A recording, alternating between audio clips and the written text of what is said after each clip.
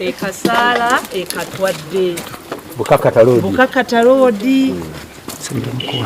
Tuli wano tuli mu kusima boa kati tubadde tuzze kugirambula n'ab'ekyalo bwe tuvudde mu kusaba kubanga boa eri kumpi ne Kereziya eno munda eno mu bwalo bw'omunda kati ate laba omukisa bwe guzze naawe n'otukubira kasimu.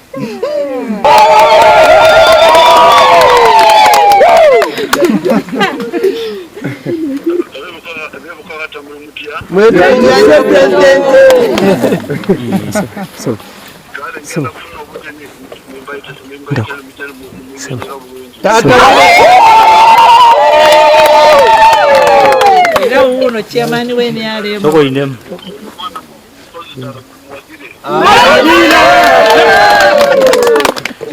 kati kanzire bali kale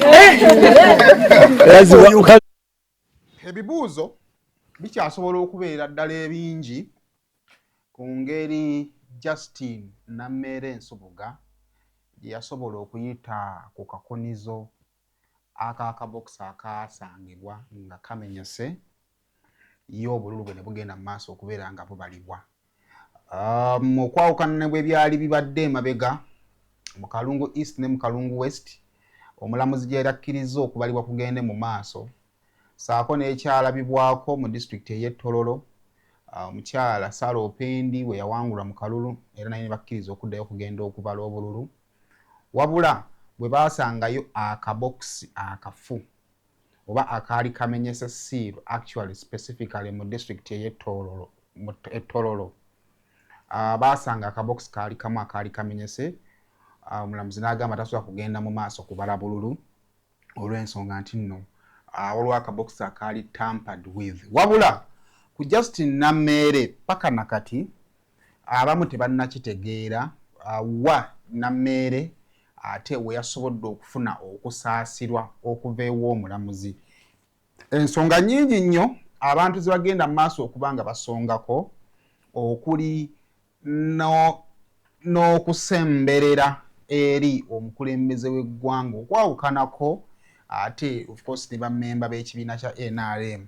Mu video gye tutandise nayo lunaku lumu Justin Nameere bwe yali ava okusabako ng'ali n'abatuuze, omukulembeze w'eggwanga yennyini nga tatumye n'amwekubirira essimu.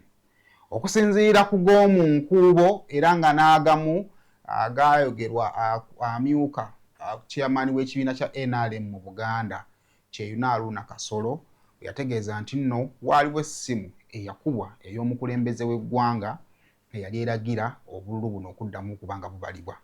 Osanga oyinza okulowooza nti nno byonna bye tubaddemu okumala ennaku bbiri okuva ku lunaku olw'okutaano paka olunaku olw'eggulo sinakindi amakya g'olunaku olwaleero, kubanga akalulu kamaliza kalangiridwa ku ssaawa ndowooza nga 6 ng'obudde bukedde, ate akakasizza nti Justin Nameere ye yali omuwanguzi omutuufu ow'akalulu ako. Wadde nga ebibuuzo ebiva mu birumira bingi bye tugenda okuba nga tukuba mu ttooki, ebyo tebiganye mulamuzi w'ekkooti esookerwako asiimwe e Masaka okubeera ng'ate alangira Justin Nameere n'obululu 2.2 n'obugwamu, ate awo n'addibwako omukyala Nalubowa n'obululu 2,300 ate n'abeera nga y'oyo ebadde yawangulwa ate nga tessaawa zino Nameere yaliyo.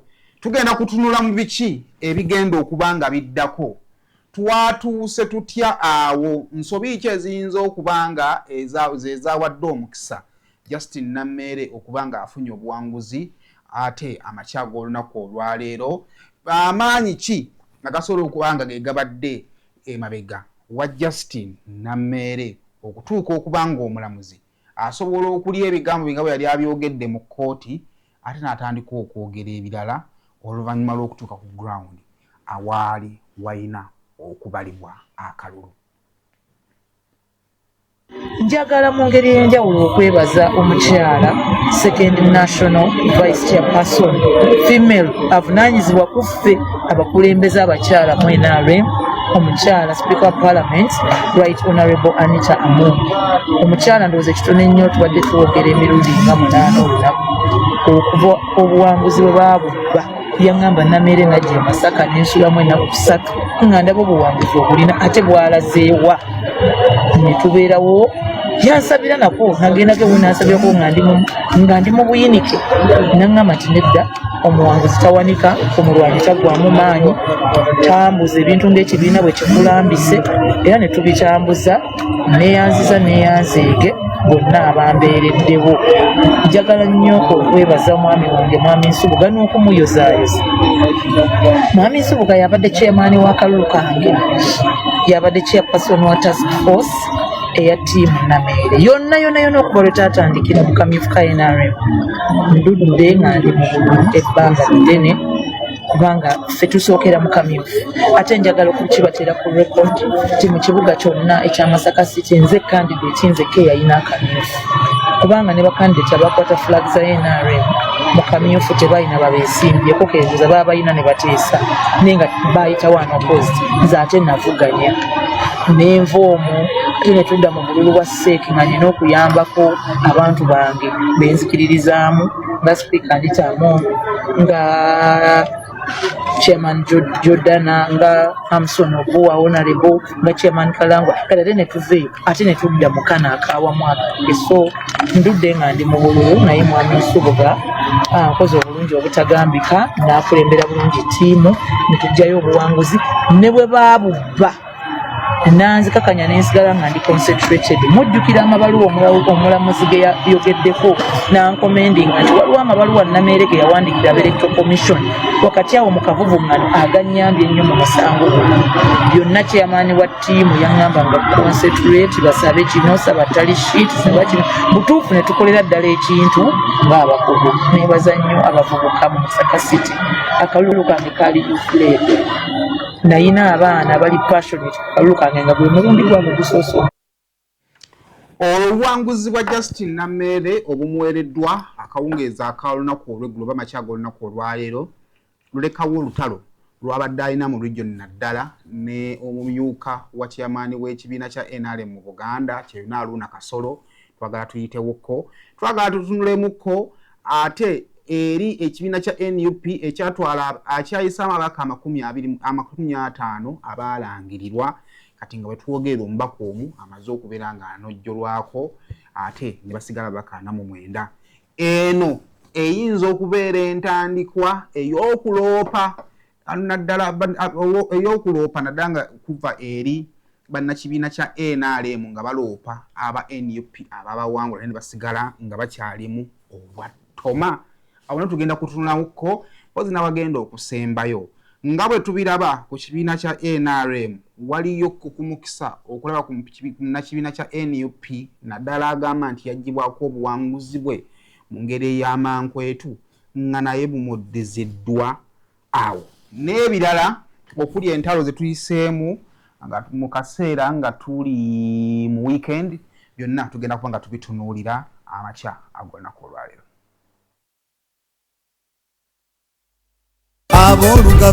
Ekifuba kikulemeddeko kikusiiwa kiraakira tekikutuka obussa bubi naawe alina ssenyiga nga takuggwako kozesa Lugave cough and flu syrup. Ate gwalumizibwa alusazi nga zikuyisa bubi ofuna ekikeeto oba gaasi mu lubuto gwekozesa Lugave alusa syrup. Musange mu pharmacy ne drug shops zonna lyakakasibwa National Drug Authority. Kino ekifo kisaba okulula ebintu ebirungi n'ebitone omwana wo byalina. Ng'omuzadde yenna yagaliza omwana we ebiseera ebirungi eby'omu maaso tukwaniriza ku Trinity Love School.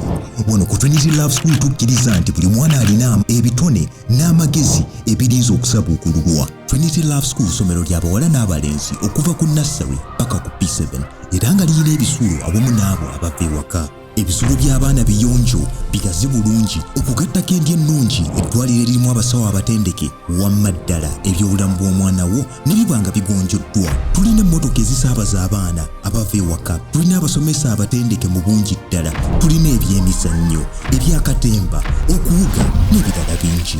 Leeta omwana wo ku Trinity Love School tusange Nyanama awamu ne Bunnamwaya Ngobe. Trinity Love School, together we shine.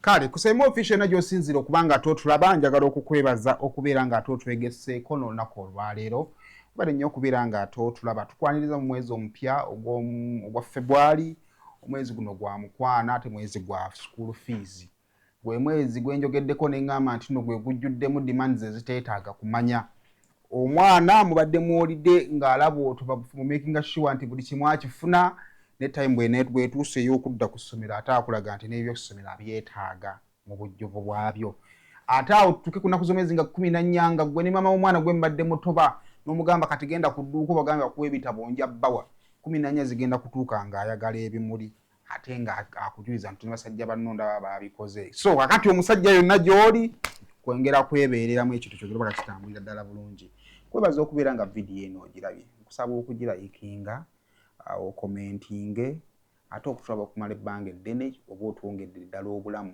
okusamba vidiyo eno okwongera okuba nga etambulira ddala okutuuka ku bantu abo beeyina okuba nga ate ekomako kale munzikirize mbeere nga ate mbategeeza ku banafu aba Airtel bakutegeeza nti nno tuli mu kuzza baana ku masomero naye sasula school fees kozesa Airtel money kubanga ate tugenda kuba mu kusasula school fees ogenda kufuna n'omukisa oguwangula fees wa $30. Tulina obukadde obusoba mu 100 era nga twagala kugabira abantu abasoba mu 100 buli wiiki kakati okubeera omuwanguzi ow'embeera efaanaganako bwetyo kyangu nnyo okozesa enkola ya mobile money ng'osasula school fees n'ogenda mu draw okuwangula $30 buli wiiki tugenda tugabira abantu 100 abagenda okuba nga ate bawangula so Airtel money gy'oba okozesa okubeera nga ate osasula school fees osobola okubeera nga ate oli muwanguzi kale eddagala lino lyerya Nana Herbal Mouthwash saako n'erya Chocmeal Nana Herbal Mouthwash ddagala ly'amannyo amannyo gakuluma olira sayidi emu ebyokyo by'ennyoga bisanyalaza amannyogo Nana waali agenda kuba nga ate akuyamba Chocmeal Herbal Medicine ono immune booster era nga njagala kutegeeza yonna gy'oli bw'oba nga weetaaga ekintu kigenda okuba nga kikuzzaamu amaanyi bona eddagala lino erya Chocmeal olwala ennyingo zikuluma n'ebifaanagano ku bwe bityo Chocmeal ajja kuba nga akuyamba eddagala lino lyombi erya Nana Herbal Mouthwash ery'amannyo ne Chocmeal eryali immune booster ojja disanga mu drug shops mu supermarkets ne mu pharmacies okwetoola eggwanga lyonna abali bweru w'eggwanga osobola okuba nga olifuna okuva outlets ez'abannayuganda eyo oba n'okubira omuntu n'abeera ng'alikuleetera banafu ba National Drug Authority bamala ddiwa tick so lijja kukutuukako bulungi awo bwennyini w'oli kale abentandise n'aba Trinity Love ssomero abaana bannaffe baakoze bulungi nnyo abaana ba Trinity Love twatuuza abaana wabandaba 75 yes 20 plus 50 that is 72 plus 3 75 mu baana 75 abaana 52 bayitidde mu division eyo esooka then abaana 20 bayitidde mu division 2 netufunayo abaana basatu abasobodde okuba nga bayitira mu division 3 so bw'oba oli muzadde eyo nga wandyagadde okubeera nga ate osomesa omwana mu ssomero eddungi Trinity Love nkulagiridde n'ebyokulagako tubiina abaana betwafunye bayitidde ddala waggulu kale awo nno bwe tutandikidde olunaku olwaleero kakati twagenda okugenda mu weekend nga okubala akalulu k'e Masaka kutandise wadde nga twagenda okuyingira mu kalulu ako nga waliwo ebibuuzo ebitandise ebibuuzibwa naddala eri omulamuzi eyali akulembeddemu okubala akalulu ako era tugenda okuyingira weekend ng'oludda lwa Rose Nalubowa yali alina obuwanguzi era nga wa kibiina kya NUP lwali lwekandaze ne luva we balira akalulu nga lugamba nti bw'abanga omulamuzi atandise na kumenya tteeka yennyini lyeyeesomedde ng'ali mu kkooti tebasuubirayo bwenkanya ate ku bigenda okuba nga biddako okubala obululu kwatandise era ne kutwalira ddala almost ennaku 2 n'ekitundu ng'omulamuzi wadde waka bw'akyusa engoye bw'akomawo enkuba bw'etonnya bwe bakyusa ebifo naye nga weebali okuva ku makya ne basula ne bakeesa ne basiibawo ate paka we bamazeeyo obubokisi 1,312 kubanga polling station zaali bisatu 13 wabula nekisangibwa nga kali akabokisi akaali kamenyese omulamuzi awadde ruling ye nti tagenda kubanga kabalibwa so ne basigaza polling station bisatu 12 ze babadde balina okubala okumala ennaku 2 Mu nnaku ezobbiri mubaddemu ebintu ebyongedde okukuba ebituli mu recount eno. Jjukira omulamuzi bwe yali mu kkooti yatugamba nti nno singa agezaako okugenda okukola recount n'asanga box emu ng'eri tampered tagenda kubanga yeeyongerayo n'okulonda. Abantu abasinga bakyagenda mu maaso okubeera nga batunula ku nsonga lwaki omulamuzi aba ayimiriza okubala obululu singa abaako box gy'azudde ng'eri tampered with. Era ng'ezimu ku nsonga ezo nti osanga ebeera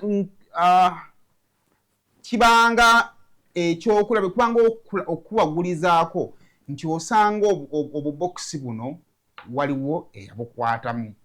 Wabula okusinziira ku mulamuzi yagamba nti ku ndaba eyiye esobola okuba nga bokisi eyo mu prosesi y'okugitambuza siiru eyo bwe yamenyekera. Wabula abamu ne babuuza ebibuuzo nti kyawandiikibwawa nti bokisi bw'eba etambuzibwa siiru emu yeesobola okumenyeka. Lwaki wasanga siiru omukaaga ewa kiruuluuta nga zimenyese tewakkiriza akalulu ne kagenda mu maaso okubalibwa kubanga era ne siiru ezo zisobola okuba nga zaakutuka mu prosesi nga bokisi ekola ki etambuzibwa. So ebyo byazzenga ebibuuzo. Wala twagenza okugenda okubala nga at least yo bokisi eteereddwa wabbali. Wabula mu prosesi y'okubala ate ne tusuulayo ne bokisi endala ezisoba mu 5 ezirina ebizibu ebyenjawulo. Bokisi emu eva ku balakisi y'ekasajjagirwa yasangiddwa nga yo nkalu. Atulaba bokisi eyo eya bbulaaka okusiiringibwa kasita bamala okubala ebivudde mu bululu ne bisiiringibwa declaration forms ne zisiiringibwa eya polling agent n'emuweebwa oba polling supervisor n'emuweebwa okugitwala ewa ku ttale ssente wa returning officer ebikozeseddwa mu kulonda omuli ballot papers ezikozeseddwa okulonda n'ezifisseewo n'ebirala byonna bikwatibwa ne bisibibwa mu bokisi enzirugavu n'eteebwako siiru. Kitegeeza nti siiru eyo omuntu bw'aba waakugyamu bikozeseddwa mu kulonda alina okuggyako siiru n'aggyamu ebintu ate n'addamu n'agibisiiringa. Kakati bokisi yasangibwa eriko siiru naye nga munda nkalu. Ako nako ne kafuuka akabonero akookubiri akalaga nti something might be wrong ku bino ebintu bye tugenda mu maaso okubeera nga tubala. Ne tuvaawo ne wasangibwawo bokisi endala nga yo obululu bwa Nameere bwokka bwe bukola ki bwe bulimu ng'abalala bonna tewali kirimu. Eyo ne neeteekebwa ku bbali okukkakkana ng'okubala bokisi ziri wakati wa 6 ku 9 ezo nga zo tezaabaliddwa olwa faults ezaasangiddwa mu ebyo. Kakati abantu amaaso bonna babadde bagatadde ku mulamuzi okutubuulira ebigenda okuba nga bivudde mu kubala na kiki kyagenda okubikolera kubanga mu prosesi y'okukaalinga out okubala kuno yakizudde nti mwabaddemu emivuyo mingi nga kituufu obululu obwawandiikibwa ku lupapula nti sawu yafuna 18 ate n'osanga mu bokisi nga ayinamu 19 n'osanga nga Nameere bwamuwa obululu 6 ate mu bokisi ayinamu 7 n'osanga nalwo bwe baamugamba nti ayina 9 nga ayinamu 10 egyo emivuyo nga gikaatinga across. Kakati ng'omuntu yeetaaga okwebuuza essaawa zino buno obuwanguzi bukyasigala nga buli valid either way wakati ng'okizudde nti emivuyo ne waliwo ne bokisi ezimu z'otabaze bw'ogenda mu maaso n'obala akalulu omuwanguzi obuwanguzi obumuwa oba abantu abeetabye mu kalulu ako obawa amagezi okugenda okusiikinga okuwabulwa okusukka ku kkooti yo. Omulamuzi ono yatuuse ne ku extent okuvaayo mu baamawulire ayongere okunnyonnyola ng'ebibuuzo byoyongedde okuwera ng'abantu babuuza gwe yasazaamu okubala okw'obululu kwa constituencies 2 ate lwaki weekyusiza mu kiti ng'embazi ate n'ogamba kuno kankubale wayise mu tteeka ki wasinzidde ku ki n'ebifaanaganako bwetyo. Sooka ompe ku mulamuzi emisana nga nnyonnyola baamawulire lwaki yasazeewo okusigala ng'abala akalulu kano nga mwabadde mu bokisi emmenye akabonero akalaga nti osanga obululu bwe tugenda okubala bwandiba nga aliwo abaamala dde obutaataaganya. Nga bwe mukimanyi kano akalulu baali bakabaze returning officer yali akabaze naye nga pooling stations 11 nga tazikoze eki tazibaze kati bwe baleeta okwemulugunya kw'okusaba recount kusaba recount netusanga netujikiriza recount kubanga electoral commission ne returning officer tebaja mu kooti okutunyonyola lwaki those details why 11 polling stations had not been lwaki polling stations 11 tezabarwa kati bwe twaja ku ground netusanga Masaka City ina polling stations 314 kati twa verifying boxes seals ku store ne tu verifying seals ku boxes 313 zona nga ziri intact ne tusanga box emu nga teina kochi kasiro kati okusinzira nti polling 11 zali tezibaliddwa nze ng'omulamuzi nga nkozesa discretion, I don't know discretion mujita mutya mu Luganda, nengamba obuyinza nengamba it is unfair okugana okubara okuddamu okubara akalulu nga voters abasuka mu 15 kumpi kutunka 15 nga decision yaabwe ogitadde ki mabali nengamba wano box enemu ene ekutuse itaina kasiro kisoboka kubaya yone ne kasiro nga batambuza ki boxes ezo we twasanga boxes 313 nga namu ngemunga teina siro nengamba sikyabwenkanya okugana okukiriza recount nga tusinzira ku president egamba nti bosanga box nge kutuse tobara kubanga nasinzira kwa decision eyo ngandaba polling stations 14 zali tizibalidwa kati njagala mbabuze namwe wadde ndi ku interview okuleka mind y'abantu kumpe 15 nokuleka box emu nga simbale nga buli kimu kiri intact abantu nga bisatu oba bina wa wobo koze obwenkanya nze ng'omulamuzi nenkozesa obuyinza bwanje katonda neteka bwe yampa bwe bayita discretion nengamba box 313 ezikola 99% of protected ballot boxes bwe sizibara ekisooka mbandi nayinze chance abantu be Masaka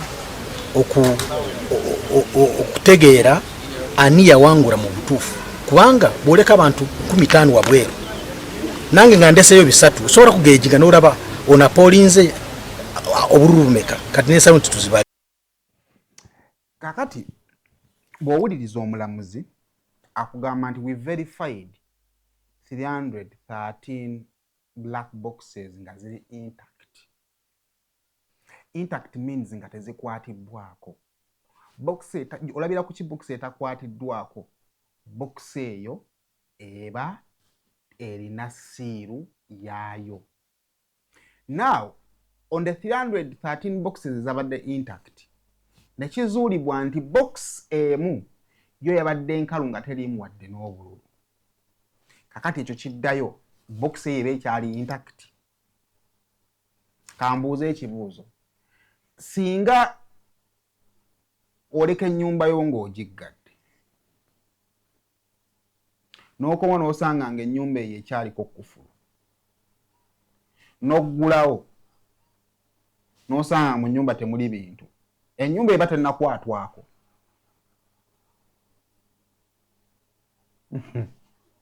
Kirowoozeeko n'oggalawo ennyumba yo bulungi nga mulimu ebintu era n'okomawo banne babalekera okukuuma n'obagamba nayiba okulikayo sooka otune ku lujja olwo kufulu nga wagireka bweri ogenda kubeera kufulu nga wagireka nga weekola ki n'oggulawo ogenda otuuka mu nnyumba nga nkalu temuli wadde n'ekintu. Ennyumba eyo eba ekyali intact. Kati awo waliwo ekibuuzo, However, challenge yazzeemu nti process y'okubala eno obululu process y'okuddamu okubala obululu eyawukanamuko ne process y'okubala obululu ku ttale center nti returning officer aba ne absolute rights okutambuza okubala obululu ng'ebintu ebyamuweereddwa. Kyokka ate era oludda ne luba ne objections nga lulina evidence raising a concern, returning officer nassa ku mabbali olupapula luliko complaint okubala ntitugenda mu maaso, then ensonga eno bagiddira later. Kati ku lunaku olwokutaano eyinza okuba nga nze ndowooza y'ensobi actually yaleetedde Nalubowa akalulu kano mukuba kwe kusalawo kw'abaloya ba Nalubowa okuva ku ttale center. Naye lwaki bwe kiba ng'obukakafu weebuli nga ne ba polling agent ba Nalubowa basobola okukakasa nti olunaku lwe twalonda ekasajjagirwa black box ya sealingibwa n'etwalibwa nga ballots mweziri ne Nameere ng'akirimiza kuba Nameere agamba nti ebimu ku bitundu bye yasinga okufunamu obululu obungi. Bw'anga Nalubowa alumiriza nti ebirolendesebo byateekebwa mu box eyo nga ne Nameere alumirizibwa nti byateekebwamu ate nga nze nasinga okufunawo obululu. Abantu ababiri batuuse ku kimu batuuse ku common ground emu gye bakkiriziganyaako nti there is an irregularity. For example, lawyer wa Nambi nga Nalukolo ali mu kkooti yamubuuza okkiriza nti nno akalulu kano waliwo obululu obutaabalwa. Nalukolo nakkiriza. N'amugamba nti okkiriza nti nno ekyo obululu obwo obutabalibwa kyali kireetera akalulu kano obutaba kamazima na bwenkanya. Nalukolo nakkiriza. Omusajja n'agamba omulamuzi ye complain yaffe weeri bwe bubanga obubokisi abasajja babusambasamba ne tutamanya biki byava mu kalulu kitegeeza akalulu tekaali kamazima naki. Kati saidi ya Nalubowa singa yaliwo ne baraisinga concern nti naye your worship box eyo gy'obikkudde nga nkalu ku lunaku lw'okulonda yasiiringibwa ng'erimu ebintu. Kitegeeza nti nno waliwo ya unsealinga box eyo n'aggyamu ebyokulonda n'addamu n'agisiiringa. Bw'aba nga omuntu asobola okuggyamu ballot papers n'azitwala, we cannot trust the rest of the boxes kubanga zonna zifaanana ng'eno gye tukebedde nga nkalu. Kakati problem yali nti no defense yavaawo naye y'omulamuzi n'asigaza oludda lwa Nameere n'oludda lw'akakiiko k'ebyokulonda. Jjukira akakiiko k'ebyokulonda ke kaba kavunaanyizibwa kw'eno ensonga tekasobola kuvaayo kwerejectinga era bo baasigadde banyeenya bunyeenya muki. Kati issues zino singa saidi ya Nameere yasigalawo osanga Nameere obuwanguzi bwe bandibaza akalunga mu box weekali naye ng'omulamuzi asinziira ku nsonga ezandibadde ziri raised by team ya Nalubowa.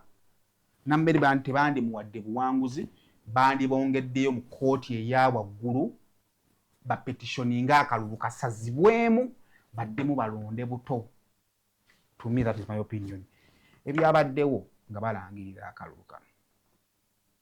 Magisterial area, having conducted the said recount at Electoral Commission offices of Masaka City, pursuant to an order of court made on 30th January 2026, hereby declare and return as follows. I therefore hereby declare Nameere Justin, who has obtained the largest number of votes, as the duly elected woman member of parliament for Masaka City. Wow!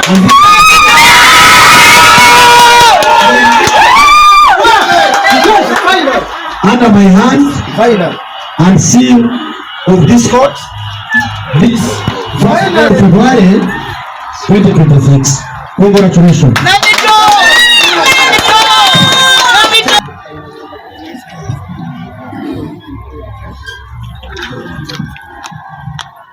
In schools they give reports. I hereby use this opportunity to hand over the certificate of good.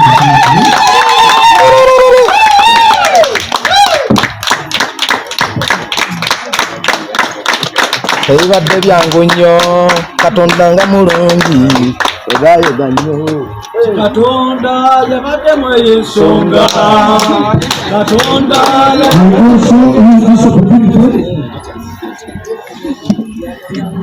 to seal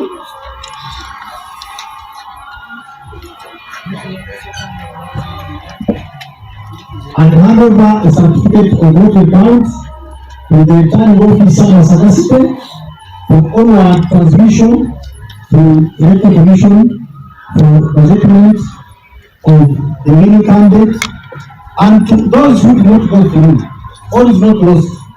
Whoever is aggrieved with my decision, there is still time. And one of the requirements is to declare and have the winner gazetted so that you get an opportunity to file the petition.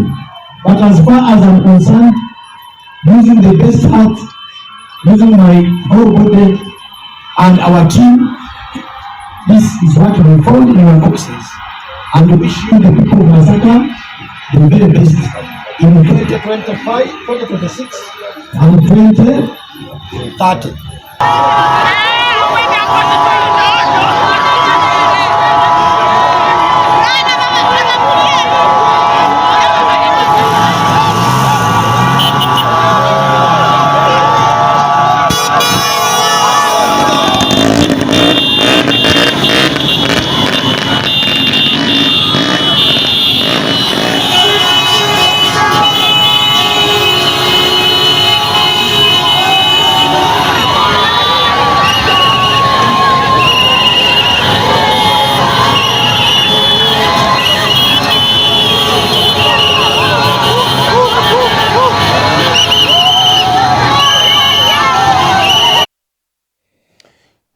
Ebyo nno bwe bito bibiri we are yet okumanya tiimu ya Nalwowa kikyezzaako naye kunze pasona abadde agoberera ensonga eno bingi nnyo byendabye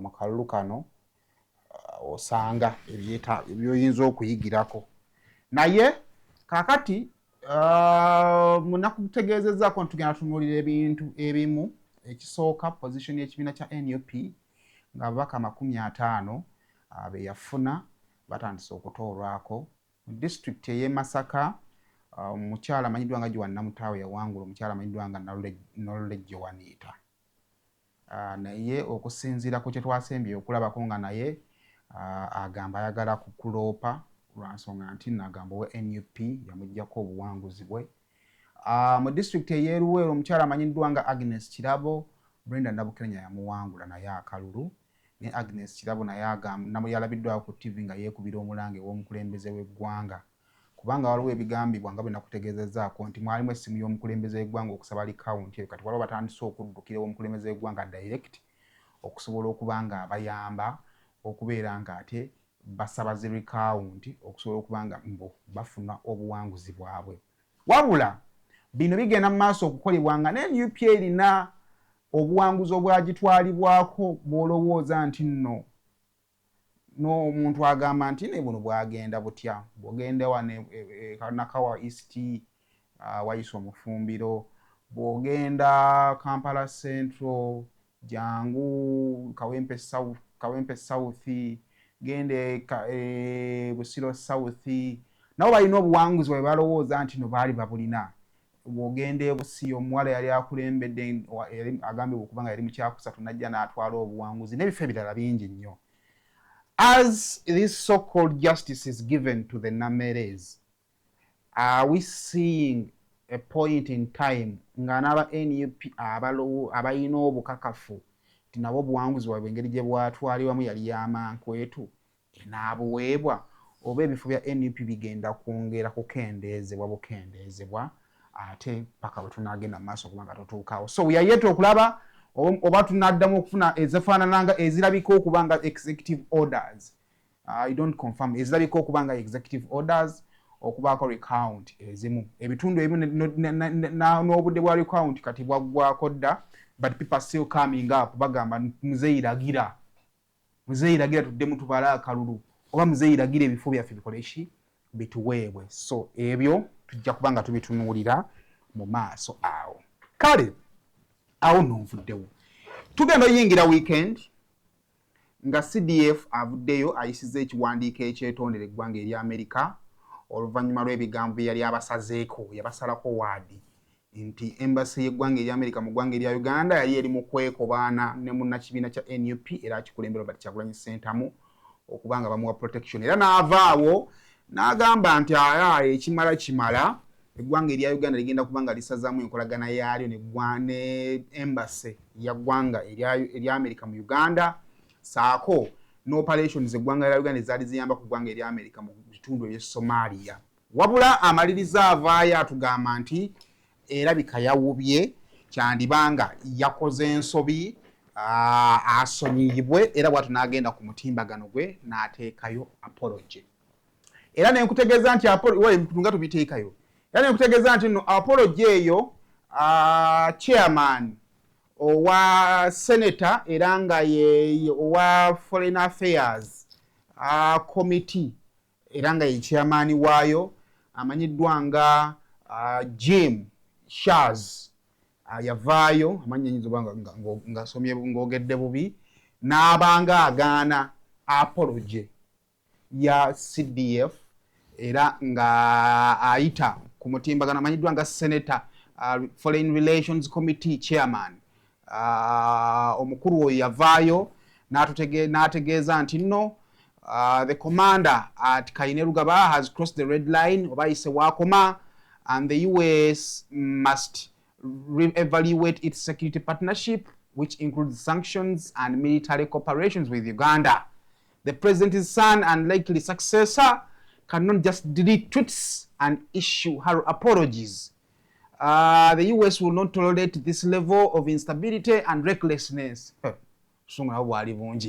When American personnel, US interests, and innocent lives in the region are at stake. Obuwali obubaka bwa Senator, Foreign Relations Committee Chairman. Luline challenjagala okukyerabira okuwa onaayogerwako so kumpe biki byakozeeko biki byastandingako ontegedde Senate oyo so kumpeeko kaawa kafaananya aka Senate ako byastandingako okusinziira ku Jim Risch era nga chairman wa US Senate Foreign Relations Committee in the 119th Congress. Bagamba has always brought a pragmatic result-focused approach to the governance.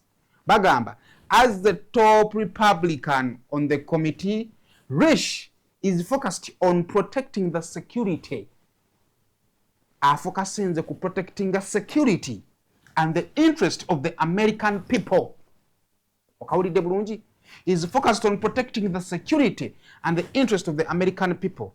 In addition to continuing to advance US prosperity and leadership in the world.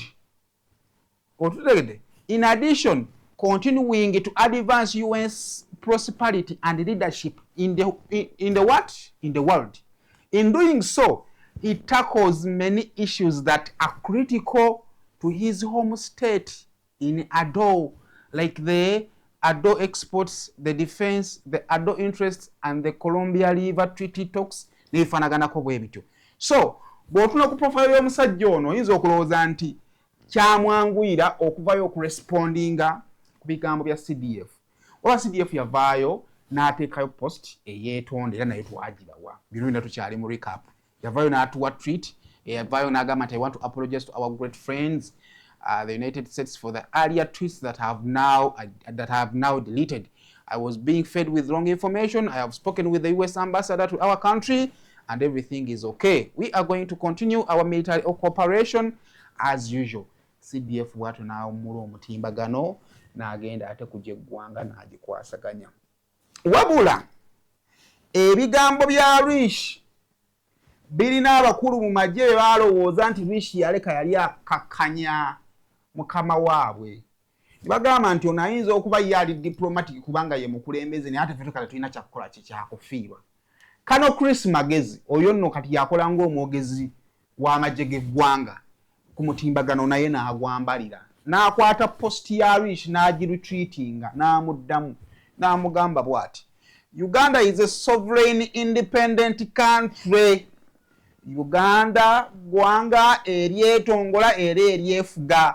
The people of Uganda expressing themselves in a free and fair democratic elections recently re-elected President Yoweri Kaguta Museveni and other leaders to lead them for the next 5 years. Bannayuganda nga bakozesa akalulu ak'amazima n'obwenkanya balonda President Museveni n'abakulembeze abalala babatwala emyaka emirala 5. It was an overwhelming mandate in which President obtained 72% electoral backing. Okumanya President gwe mwagala okwambaligalira n'okulinnyirira bannayuganda baamuwagira okufaako obufinaafu n'ebitundu 72 ku buli 100. What are you talking about? The UPDF pays allegiance to the President of the Republic of Uganda and the sovereign decisions made by the people. Amagye gagondera ebikusaliddwawo omukulembeze w'eggwanga n'abantu b'omu ggwanga Uganda. Therefore, threats and intimidation by the foreign powers in our country's internal affairs is an outdated colonial tactic that will be vigorously resisted, especially coming from a so-called senator. N'agamba kati okututiisa okuva eri eyeyita Senate nkola nkadde y'abafuzi ab'amatwale gye tugenda okugaana ate naddala ng'ebeewa eyagala okweyingiza mu byobufuzi by'eggwanga n'ebyomunda naddala eri eyeyita Senator. Tunaafuna ku visa. Uganda and the US have a strong history of cooperation across many fields, including the defense and the security, health and education, and so on. Uganda ekwataganya n'eggwanga lya America mu bintu bingi nnyo nga bwabimenyawo. The beneficial relationship between our two countries will not change because of one word and lose canon senator. Yezi n'ateekayo ebigambo ne tugamba omuntu anaalaba ku visa. Kati Magezi ayagala ffenna tubeere wano, ffenna tubifiire tusigale wano. Nina senator nayo oyinza okugamba oba yalumbyemu nnyo. So, eyo response ya Magezi. Twabadde tuli awo ne Andrew Mwenda n'aleeta ekikye kiwanvu simanyi bannaakimalayo. Naye mpaako nsomayo paragraph nga 2. Naye alumba CDF yagambye nze kansirike. Ndowooza amagye ge ne gagamba tugenda kulaba nga komanda ayisibwamu amaaso gagamba ffe katulumbe. Senator Foreign, the constant threats of sanctions against our CDF Muhoozi Kainerugaba by the office of the chairman of the Foreign Relations Committee of the Senate of the United States have become increasingly nauseating. They seem driven by a deliberate and sustained desire to find some fault and get even with General Muhoozi. The CDF treated based on available intelligence that the US Embassy in Kampala was involved with the opposition helping Bobi Wine escape when collected and escape. When collected and after talking to the US ambassador, he deleted the tweets and apologized for the mistake. Yet the office of the chairman of the Foreign Relations Committee of US Senate, whose account is managed by a one jetty, apparently an anti-Ugandan and anti-MK staffer to the senator, then issued a fresh tweet threatening the sanctions. Mwenda nnyonnyola ti CDF yafunye amawulire n'avaayo n'agatuwa n'amaani bamubuulira nti owaayo amawulire g'ofunye makyamu n'avaayo ne yeetonda ne lwakuba nti ono sokozeyo eri lwakuba nti ono secretary ono chairman wa komite eya Senate addukanya channel ze anti Uganda nedda sebo gundi gye mbaddeko gy'oba ompa gye ndiko yennyini ate era ne MK tamwagala ate era n'afulumya tweet endala ng'agezaako era okukangakanga CDF y'omu. Oba okitegeera nti nno addukanya emitimbagano gy'omukulu ono is an anti-Uganda and an anti-MK staffer. Okategedde bulungi. Uganda tajagala ne MK tamukolaki tamwagala. Leeta endala bantu ba muhozi baakooyo bamanyira. First, the CDF doesn't mind US sanctions. The US has sanctioned Nelson Mandela, bagged Martin Luther King Jr., killed Patrice Lumumba, overthrown Kwame Nkrumah, and much worse. Progressive Africa does not expect any gift from Washington. What initiating is this constant use of threats as if we are children supposed to be managed by some white overlord as was in the colonial period. Uganda internal politics needs to be left to Uganda. Through our constant disagreement, political struggles, negotiation, and compromises, we shall find our way. The involvement of the foreign actors undermines this internal play for the political forces and turns our country into a playground for foreign interests. Dear Senate, your country is on the verge of civil war. Can you please focus on your attention on its internal problems and leave Uganda alone? Oh!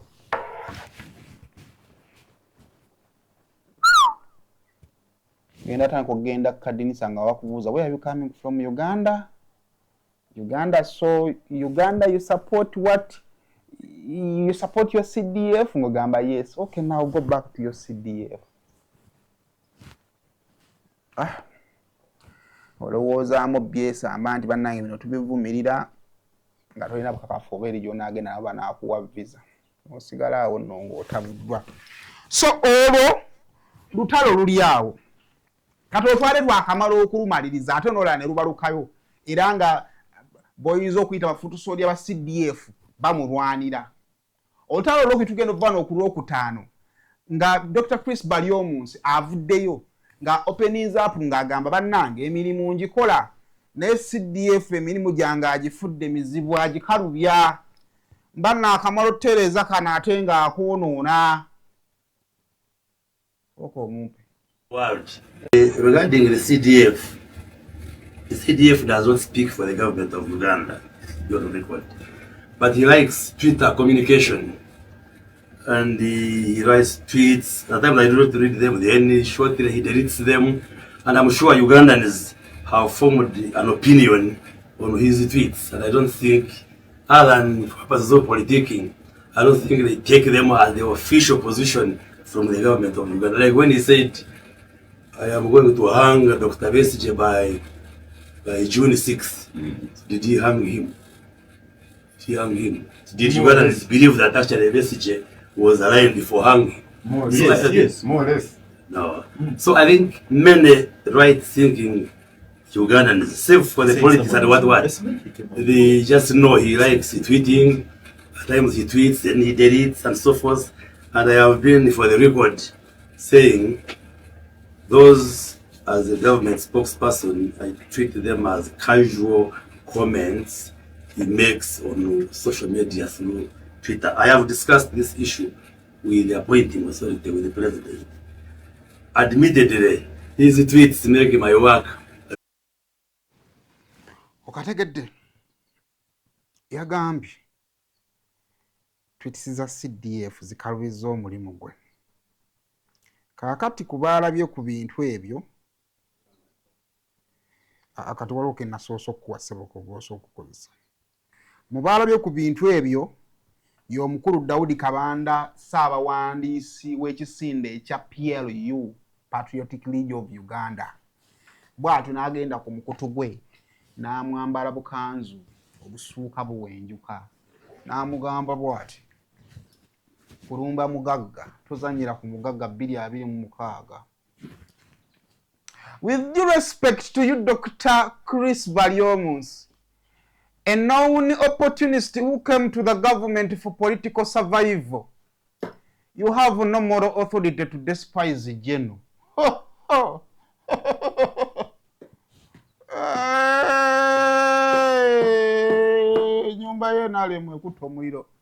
At M. Kainerugaba, you abducted a priest last election in Kanungu to suppress your opposition. You celebrate the death of Mr. Garuga because you knew very well that as long as he had lived to death, you had no chance of returning to parliament. You belong to a known clique in NRM that survives on political blackmail. You are even blackmailing the president now with your threats of running for speaker, such that you can be bought off the race with a big slot of cabinet.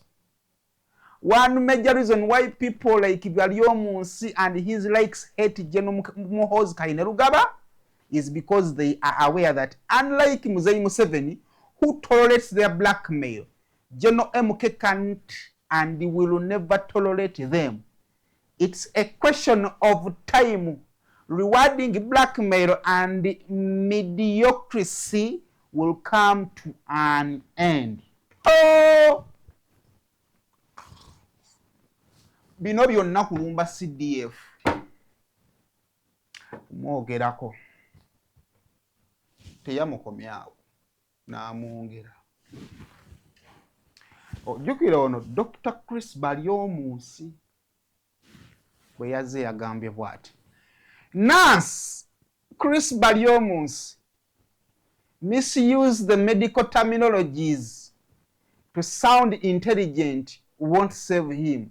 His political schemes as a fence-sitter, only supporting the system when he is in, and resort to blackmail when out, have all been known. Some of us won't get tired to expose traitors from within. So if he thinks General Kainerugaba is making his work difficult, he is a leader of principle. Why can't he table in his resignation? Big stomach with the hey.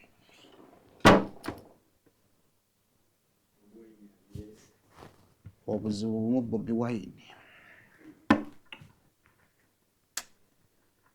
Sajja yekwese naye aliye naabe kubya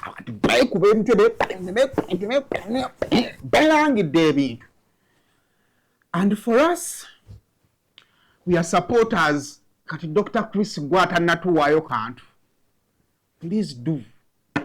Tulina kyomanyi ku kabanda ffe tunyumirwe. Awo nga tukwata kacaayi nga tugamba have a good day. Laba abayombesa.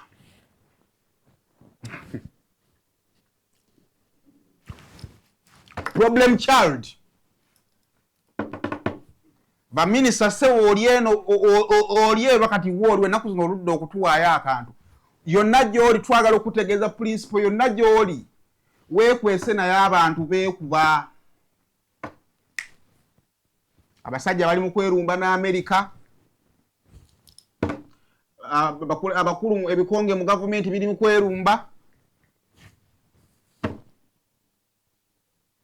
Akatugenda tukatayimu nga ate kasola ababadde bagoba omubbi ng'ate batandise okulwana. Batandise obadde bagoba yabadde yalina obbagoba. Have a good day.